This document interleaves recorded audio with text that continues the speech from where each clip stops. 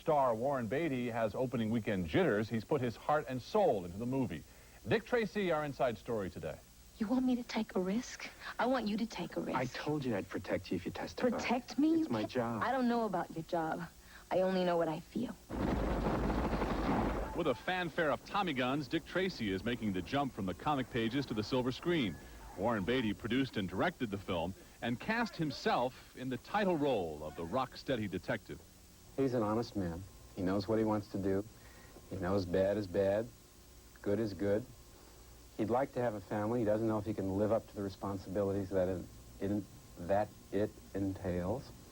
And he's tempted. He's really tempted. Come here. Beatty is an Oscar-winning director, and Madonna, who co-stars as torch singer Breathless Mahoney, was Beatty's off-screen leading lady. She says he gave her a lot of guidance. He understands how nervous you are and how you need your space or you need everybody to be quiet. I mean, he knows what you need because he is an actor.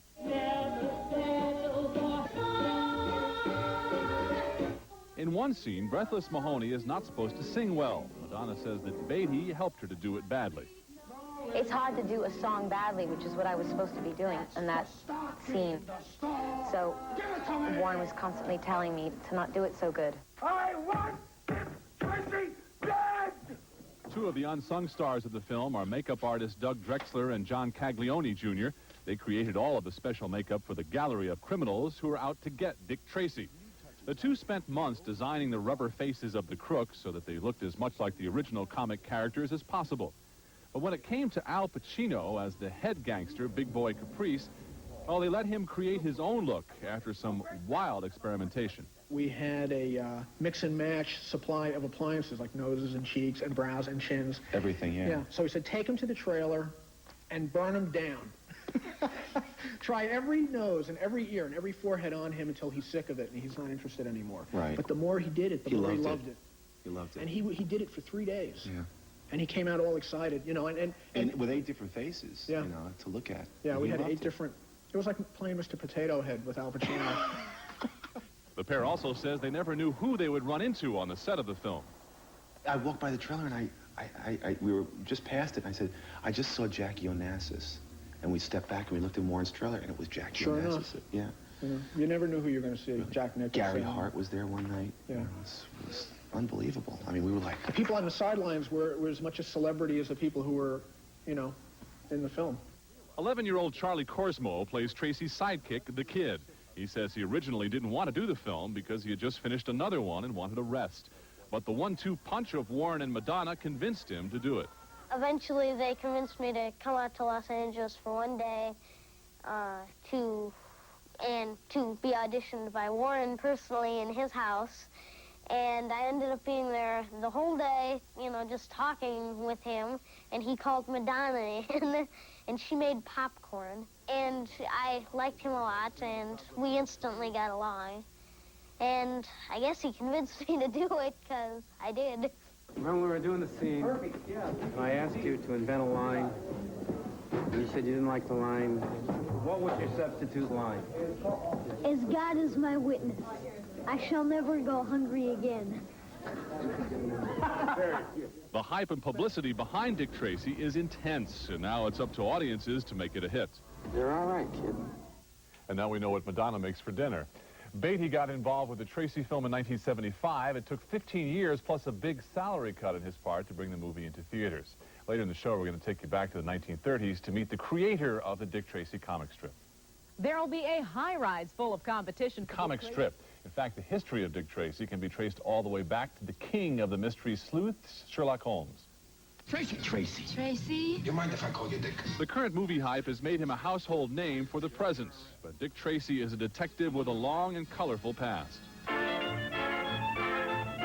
Created in 1931 in an era of gangsters, the chisel-chinned character came to life on the Woodstock, Illinois work table of Chester Gould. Now, Gould thought if the cops couldn't catch criminals, he would create a character who could. And according to his daughter Jean, he actually based his character on another famous sleuth named Sherlock Holmes. He went to his drawing board. He started sketching what Sherlock Holmes might look like today, with a snap-brim fedora, a young, sharp-looking character, and all of a sudden he knew he had something. What this son of a small-town newspaper editor had was an instant hit, and throughout the 40s, Dick Tracy became even hotter. He was carried by nearly 1,000 newspapers, sold millions of comic books, and Dick Tracy paraphernalia popped up everywhere.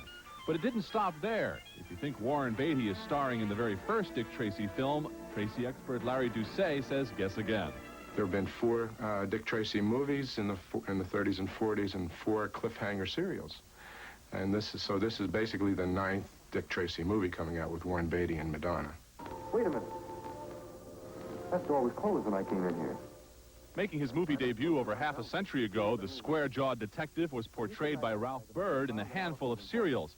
And the B-movies released in the mid-40s included one titled Dick Tracy Meets Gruesome, starring Boris Karloff as the bad guy. Why don't you have Tracy take a look at him? I think I will. Naturally, it was only a matter of time before the detective delved into the world of cartoons and the animated adventures of Dick Tracy. I'm on my way to the dock. You just keep an eye on that platypus. While Gould believed strongly that crime doesn't pay, it was the colorful criminals he created that made the comic popular and profitable. And his inspiration for characters came in a variety of ways, according to Gould's grandson, Tracy, named after you-know-who. He drew up an egg-shaped circle for a head, which he normally did for anybody he was drawing. And he drew some eyes, and he said, oh, gosh, I don't know what I'm going to do. Well, he took his pencil and started crossing it out. He said, my gosh. He said, I love prunes. This looks like a prune. Prune face. Gould identified with his characters, and as the strip progressed, Tracy became his alter ego with subtle changes. Tracy was a very slim young man in the 30s, and as my dad matured and gained weight, so did Tracy. Chester Gould died in 1985, but his family believes he would have been proud of the latest Tracy film and the way it has given new life to that square-jawed detective named Dick. I watched Warren Beatty carefully, and he picked up mannerisms my father had